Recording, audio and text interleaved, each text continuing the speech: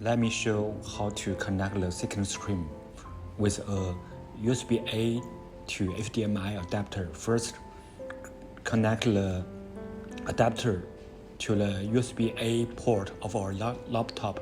Then, use the included HDMI to USB-C cable to connect the adapter.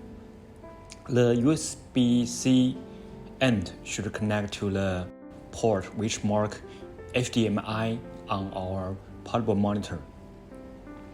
Then we also need power the portable monitor. We can use an extra power cord or use a USB-A to C cable to charge the second screen. You can see it works well.